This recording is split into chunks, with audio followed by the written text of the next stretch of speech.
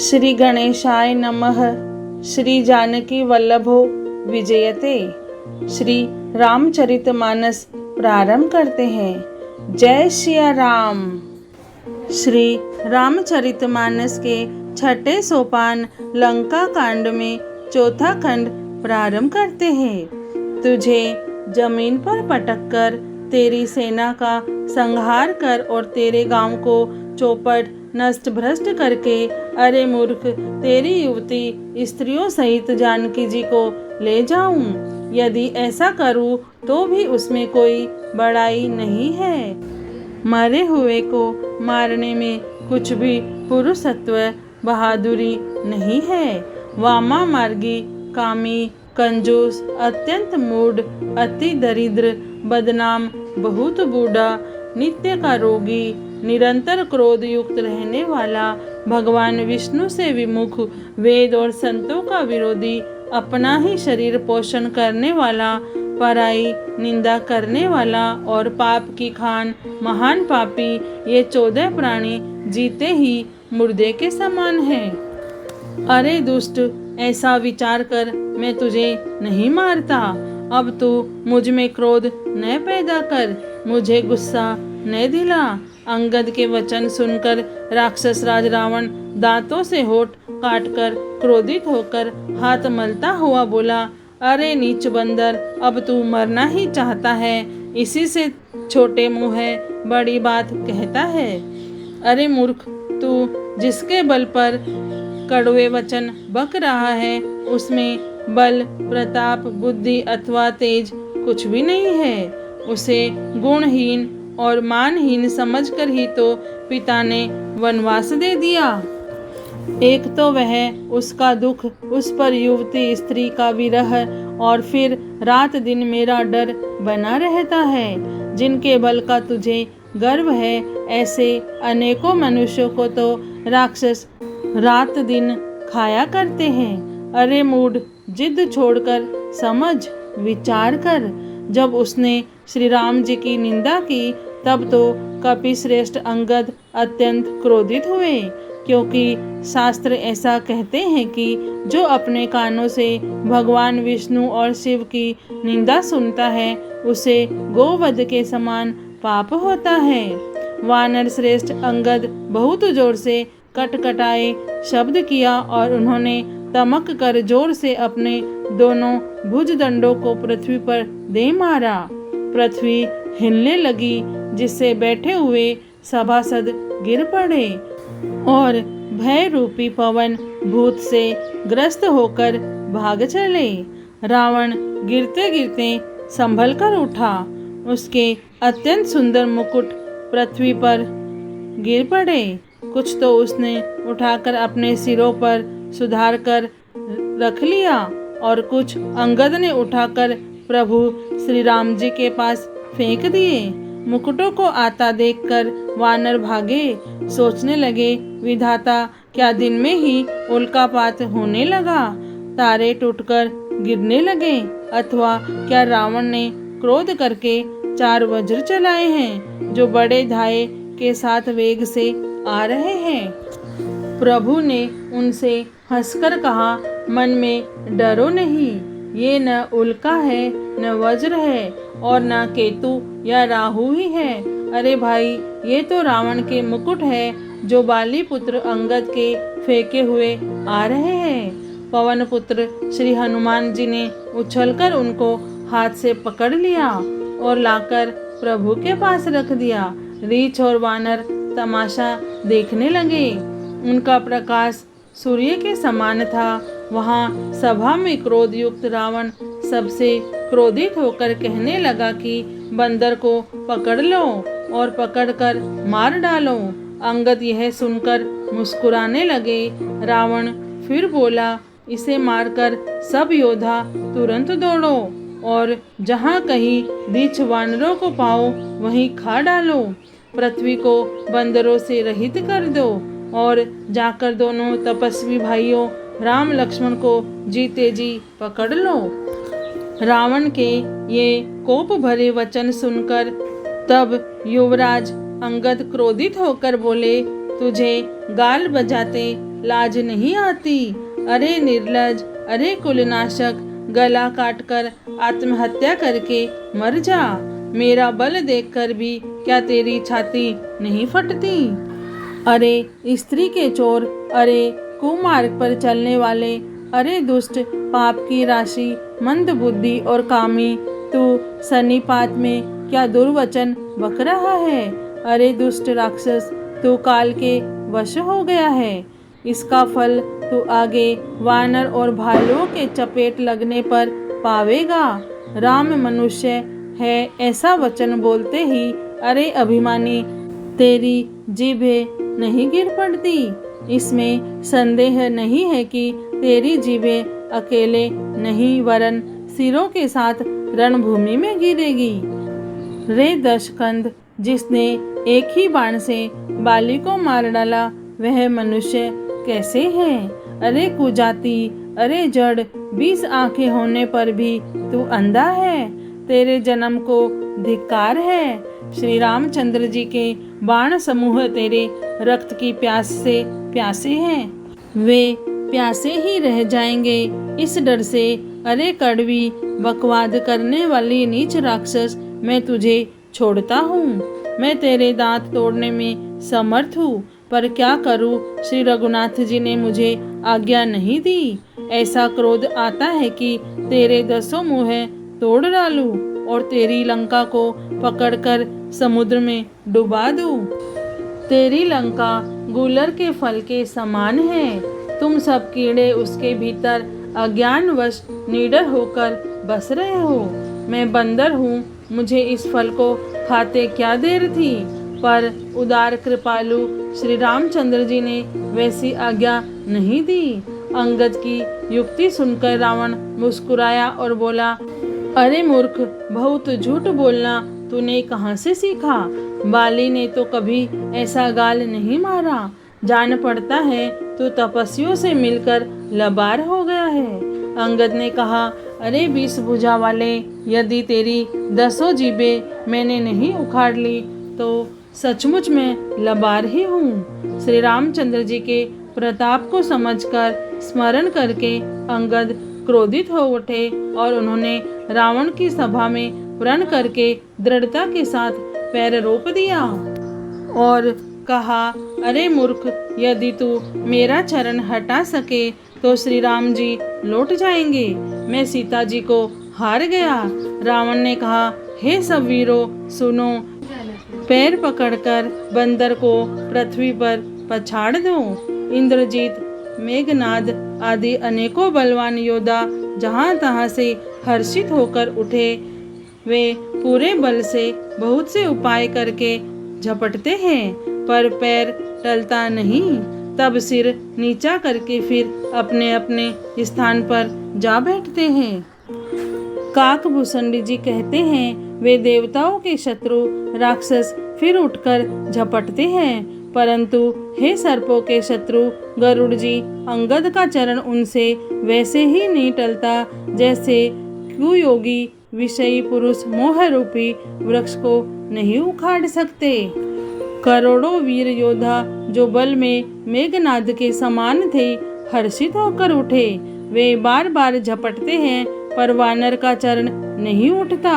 तब लज्जा के मारे सिर नवाकर बैठ जाते हैं। जैसे करोड़ों विघ्न आने पर भी संत का मन नीति को नहीं छोड़ता, वैसे ही वानर अंगद का चरण पृथ्वी को नहीं छोड़ता।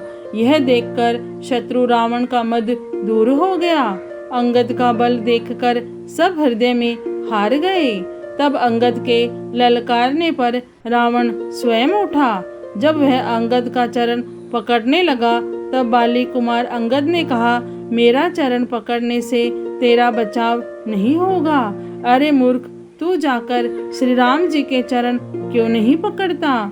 यह सुनकर वह मन में बहुत सकुचाकर लौट गया। इसकी सारी श्री जाति रही। वह ऐसा तेजहीन हो गया जैसे मध्याह्न में चंद्रमा दिखाई देता है। वह सिर नीचा करके सिंहासन पर जा बैठा, मानो सारी संपत्ति गंवा बैठा हो। श्री रामचंद्र जी जगत भर के आत्मा और प्राणों के स्वामी हैं। उनसे विमुख रहने वाला शांति कैसे पा सकता है? शिव जी कहते हैं, हे उमा, जिन श्री रामचंद्र जी के भ्रू विलास मोह के इशारे से विश्व उत्पन्न होता है और फिर नाश को प्राप्त होता है, जो तृण को वज्र और वज्र को तृण बना देते हैं, अत्यंत निर्बल को महान प्रबल और महान प्रबल को अत्यंत निर्बल कर देते हैं, उनके दूत का प्रण कहो कैसे टल सकता है? फिर अंगद ने अनेकों प्रकार से नीति कही, पर रावण ने नहीं माना, क्योंकि उसका काल निकट आ गया था। शत्रु के गर्व को चूर करके अंगद ने उसको प्रभु श्री रामचंद्र जी का सुयश सुनाया और फिर वह राजा बाली का पुत्र यह कहकर चल दिया, रणभूमि में तुझे खेला खेला कर न मारूं, तब तक अभी पहले से क्या बड़ाई करूं। अंगद ने पहले ही सभा में आने से पूर्व ही उसके पुत्र को मार डाला था। वह संवाद सुनकर रावण दुखी हो गया। अंगद का प्रण सफल देखकर सब राक्षस भय से अत्यंत ही व्याकुल हो गए। शत्रु के बल का मर्दन कर बल की राशि बाली पुत्र अंगद जी ने हर्षित होकर आकर श्री रामचंद्र जी के चरण कमल पकड़ लिए। उनका शरीर पुलकित है और नेत्रों में आनंद अश्रुओं का जल भरा है। संध्या हो गई जानकर दशग्रीव बिलखता हुआ उदास होकर महल में गया। मंदोदरी ने रावण को समझाकर फिर कहा, हे कांत, मन में समझकर विचार कर कुबुद्धि को छोड़ दो। आपसे और श्री रघुनाथ जी से युद्ध शोभा नहीं देता। उनके छोटे भाई ने एक जरा सी रेखा खींच दी थी, उसे भी आप नहीं लांघ सके। ऐसा तो आपका पुरुषत्व है। हे प्रियतम, आप उन्हें संग्राम में जीत पाएंगे जिनके दूत का ऐसा काम है। खेल से ही समुद्र लांघ कर वह वानरों में सिंह हनुमान आपकी लंका में निर्भय चला आया। रखवालों को मारकर उसने अशोकवन उजाड़ डाला। आपके देखते देखते उसने अक्षय कुमार को मार डाला और संपूर्ण नगर को जलाकर राख कर दिया। उस समय आपके बल का गर्व कहाँ चला गया था? अब हे स्वामी, झूठ व्यर्थ गाल न मारिए, डींग न हाकिए। मेरे कहने पर हृदय में कुछ विचार कीजिए। हे पति, आप श्री रघुपति को नीरा राजा मत समझिए, बल्कि अग जगन्नाथ चराचर के स्वामी और अतुलनीय बलवान जानिए। श्री राम जी के बाण का प्रताप तो नीच मारीच भी जानता था, परंतु आपने उसका कहना भी नहीं माना। जनक की सभा में अगणित राजागण थे, वहाँ विशाल अतुलनीय बल वाले आप भी थे। वहाँ शिव जी का धनुष तोड़कर श्री राम जी ने जानकी जी को ब्याहा, तब आपने उनको संग्राम में क्यों नहीं जीता? इंद्रपुत्र जयंत उनके बल को कुछ कुछ जानता है। श्री राम जी ने पकड़कर केवल उसकी एक आंख ही फोड़ दी और उसे जीवित ही छोड़ दिया। शूर्पणखा की दशा तो आपने देख ही ली, तो भी आपके हृदय में उनसे लड़ने की बात सोचते विशेष कुछ भी लज्जा नहीं आती। जिन्होंने विराट और खरदूषण को मारकर लीला से ही कबंध को भी मार डाला, और जिन्होंने बाली को एक ही बाण से मार दिया, हे दशकंद, आप उन्हें उनके महत्व को समझिए।